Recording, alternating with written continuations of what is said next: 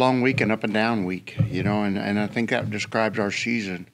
It's a up and down season. The good part is that you have the potential there to be really good. Now, I've saw that since fall, and I believe that. We saw that against Texas. We saw that against Oklahoma. And then we see the moments of where we have a lot of work to do. And and I'm tired, you know, like I was planning on being on an airplane this morning into Florida and recruit junior college games today and tomorrow, and end up after the game last night, made the decision the best interest of the program was for me to come back here for the press conference and a radio show and some other things that we're now having to do because of the excitement of Oklahoma.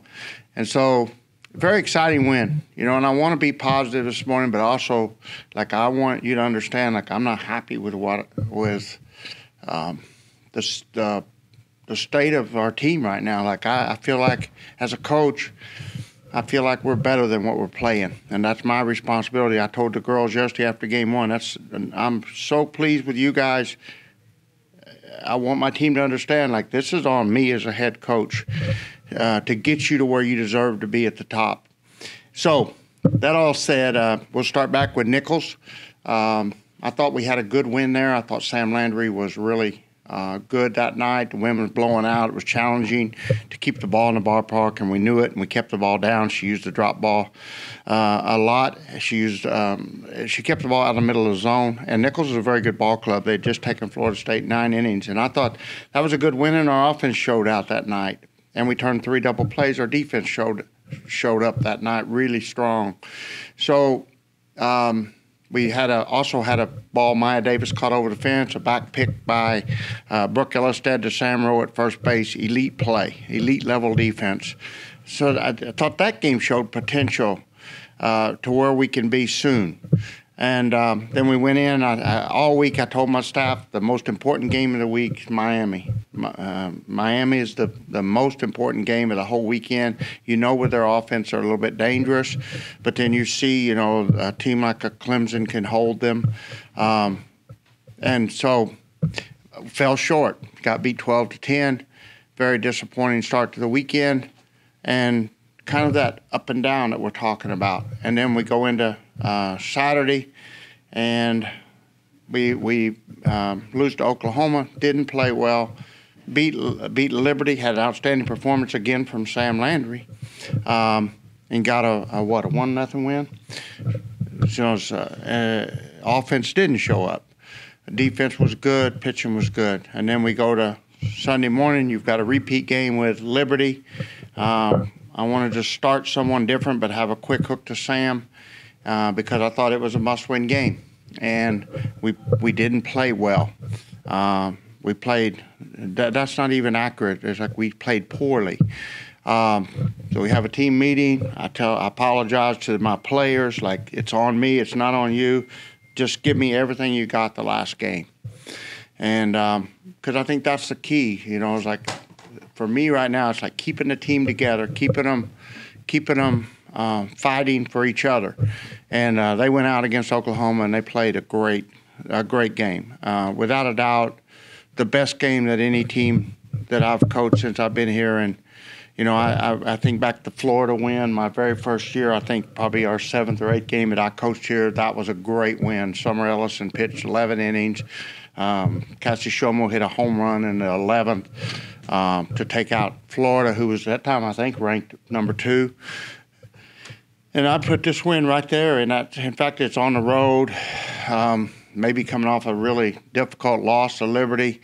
I just think it's both those wins, like, it was really important for us to beat Florida at that time, for the kids to believe in me and to buy in. And I think this win was very similar in my mind. I think that it reaffirms to the kids that, yeah, we are good. Coach isn't just telling us that. We are good. We know that.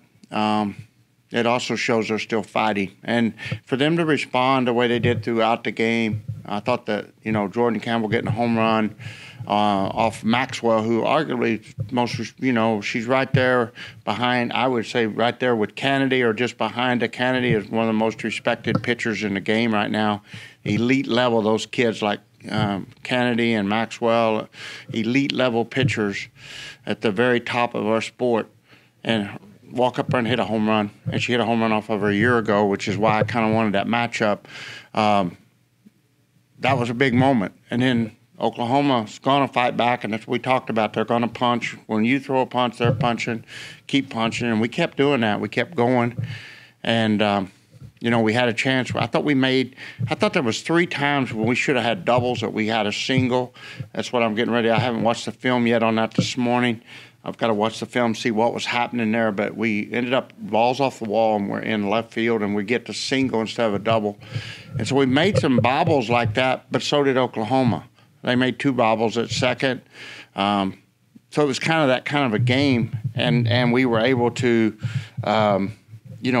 come out of it and get it to extra innings. And the way our kids responded in the 8th to come back out and people off the bench, Vic inspired everyone with that effort. The play she made off the wall was just phenomenal. And then she ends up hurt. And she was leading off the 8th inning. And I think that was really hard. Like, it was hard to watch as a coach. I just wanted to quit right there and let's just go home. But you can't do that. And so after I thought about it a few seconds, we'll get Denali. She's in the bullpen. She comes running in, and I think she delivered a single down the left field line. And I thought maybe could have been a double, but I've got to watch the film to see what happened there. Now, I will say, give credit to Oklahoma. Their outfielders are elite, and they get the ball off the wall very quickly, and they got strong arms. They have to be careful. And then, we just used everybody right there. And I thought 1 run's not enough. We're not playing for 1. We're going to play for 2. And I just kept rolling with it, just be aggressive, be aggressive.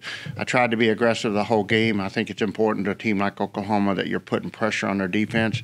Even if you run into a stupid out, you're putting pressure on them, putting pressure on them, and they're not used to maybe – a team that's elite like that doesn't get as much experience with runners on the bases. So I thought that was part of our game plan. I want to be aggressive the same as we were at Texas.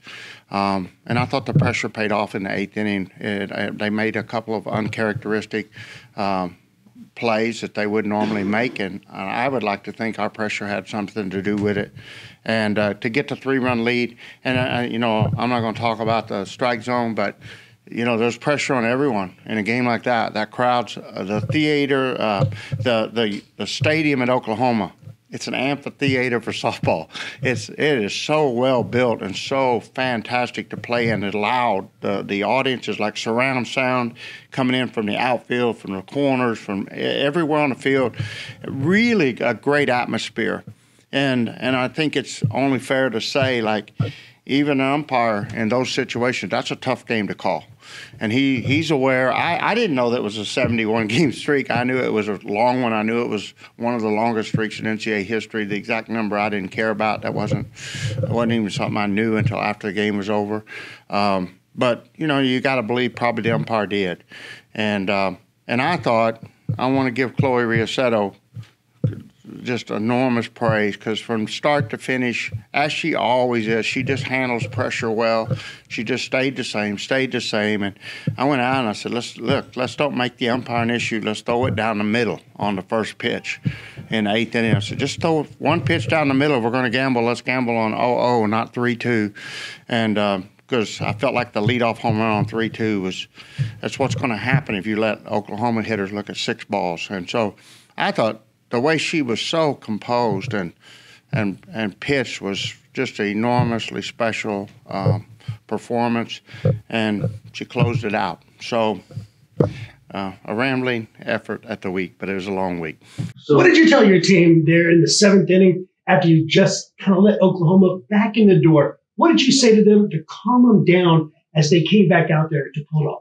I said that's exactly what I told. I kept telling the team, before the game, when you punch them, they're going to punch back. You bloody their nose, they're going to give you a bloody lip. And they bloody your lip, you better knock their tooth out. And I try to use that example, and I always do. And we talked about it before the game. We talked during the game, hey, they punch back, so you punch back. We got to learn how to fight. And that's what we have to do. We have to learn how to fight in a softball game and continue to to get to that point where we can win at the end of the year, which is where we were last year. If you watch the LSU game, we were at that point, and all champions are. Oklahoma's at that point right now, and they've got that in their program where, Patty's done, Coach Gasso's done such an amazing job with that program. It's like ingrained in them.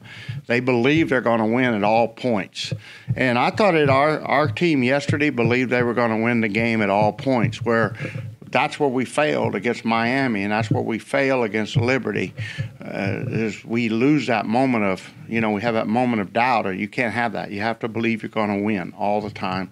And the only way to learn and do that is to take some losses and take some black eyes. So it's not easy, but I thought that was the turning point. Now, as far as what I just said, this is just normal. This is when I would call timeout, I would say, hey, this is just like a 9-year-old. Play this game just like you're 9 years old in a Little League championship. It's fun. This is what you live for, this crowd. It gives me goosebumps. I love those games. I'm not worried about losing. I'm just thrilled to compete as a coach, as a person. And I want my team to reflect that. And I thought they grasped that yesterday in the game. And I just kept going out. Every time I went to the mound, that's what my message was. Like, hey, live in the moment. Like, how fortunate are you? How elite of softball talent are you guys that you get to be on this field to challenge Oklahoma in this moment? And they were buying in yesterday. Coach, you talked about Chloe's special performance yesterday, and you also talked about Oklahoma punching back every time you punched them. For you to continuously believe in Chloe and leave her out there knowing that she could finish the job, for her still being a young player, what does that do for her confidence and development going forward? I think she's always confident. Like you don't have to watch her demeanor. You could see it last year against Florida State. You could see it last year against LSU. She has that self-belief, and she's been in a lot of big performance games in her travel ball career. So I think a game like yesterday reaffirms to any athlete, hitter, pitcher, defensive player, catcher, that you belong when you have success, and that's just an enormous stage to have it on. So I hope it makes her self-belief at an all-time high. But I think it was pretty good going in the game.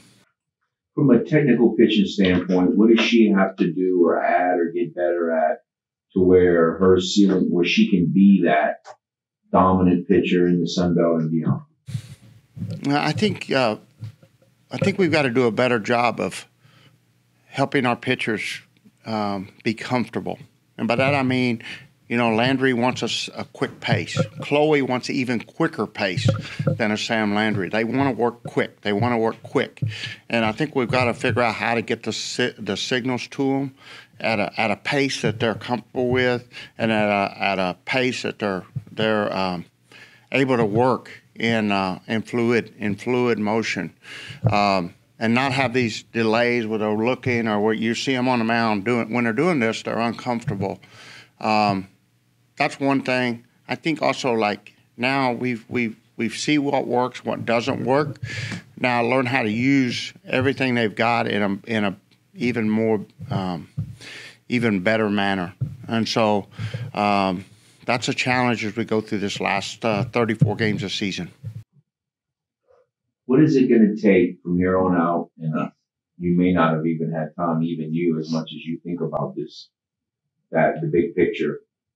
What is it going to take for that win yesterday to matter if you don't win the conference tournament? No, I think it matters, and I have thought about it. I had one college coach text me and said, Coach, I know you wanted to win over Stanford. I know you wanted to win over somebody else, and said, but if you'd have got that win, maybe one person on the committee would be thinking about that in May. Every member of the committee will know you beat Oklahoma at Oklahoma. It was a big win in that sense. Like, that won't be forgotten. And that was our third top 25 win, which is, last year we had two of those. We needed that third one to get the regional at home. And there's no doubt about it. Like, it's a NCAA type. That's the kind of win that gets you in the NCAA tournament as in that large bid. But when you combine that with our win over Cal who beat Georgia this weekend. And, we got a win over Baylor, who just keeps playing really well. Those are 3 wins that normally if you're in the top 40 RPI and you've got 3 top 25 wins, you're in the NCAA tournament. I don't think there's ever been a team that was in the top 40 that had three wins. That was a mid-major that wasn't included in the NCAA tournament. So I feel really good about where we're at. I just don't like the consistency. I don't feel good about the inconsistency of our play, and that's a challenge for me today, as a coach. And I told my wife this morning, I said, everybody in America is enjoying our win except me, and that's probably not good. I probably should enjoy it, and I should enjoy it more. But as a coach, it just drives me absolutely crazy to figure out. I'm more concerned about why we lost to Liberty and Miami than I am. I know how we beat Oklahoma. How did we lose those other games? That's where my mind is. Coach, the conversation on social media has started about whether or not this win over Oklahoma is the biggest regular season win of any UL sport. What do you think about when you hear people say that? I'm just trying to figure out how to beat Miami and Liberty and be the best coach I can be for my girls and get my girls in the best position to win a regional. UL sports, UL softball is so much bigger than anything I know. Gerry Glasco knows. I mean, you got Yvette Gerard and Coach Loteef, and you got a lot of great coaches you can ask about that. I really don't know. It was a good win for us. It was a huge win by our players, but my mind's on my team and not everywhere else. What about Vic? When do you think you're going to know anything about it? I think it'll probably be tomorrow. It depends on the swelling and how bad and how quickly we could get into the doctor. And that was a great play. And I want to say this, we had great plays. We talked all year about the defense. And, one thing I looked this morning, we have 15 double plays this year now. And we had 12 all of last year, So we're on pace to go, 35 to 40 double plays, maybe even more. And then you saw Maddie Hayden. The catch Maddie Hayden made, Maya Davis made a great catch in LSU last year when she dove headfirst in the wall that everybody will talk about for as long as the people that were at that game were alive and think about defensive softball. Maya Davis' catch was that good. But that catch that Maya made, being against Oklahoma, being the way it was, and the catch that Vic made, and then the catch that Caleb Falterman made in right field, I mean, you're talking about some elite-level plays. And that's where I think that the defense that we prioritized all year, it is there. I see tremendous improvement in our defense at times, and I see those moments when it makes you scratch your head at other times, which, but I do think a lot of the negativity that, you feel from social media or you feel from posts or statements that some guy makes when you make a silly error, and deservedly, luckily we have those fans that care. So thankful for those fans, but they aren't studying the game like I am, and I know our defense is capable of playing at a much higher level than we've ever have in 7 years, and I thought it showed throughout that game. And you don't win that game yesterday without those plays. You give Hanson one more swing. When with Chloe having to put it in a small zone, that was enormous, important catch to get her off there and get us into extra innings. But then when your team sees one player playing like that, and they see a Maddie Hayden head first into the warning track, that lifts your team. When they see a Caleb Falterman running and crashing into the wall, and they see Vic going up over the grandstand and giving up her own health to put us in extra innings, those are the kind of things that you have to do to beat a number one team. And I'm really proud of that. I'm really thankful for those plays just as much as I am for an offensive performance by Sissy had 2 hits, Jordan Campbell, wow, what a game she had. So there was so much to be thankful for in the Oklahoma game. And we just got to figure out how to get there on a more consistent level.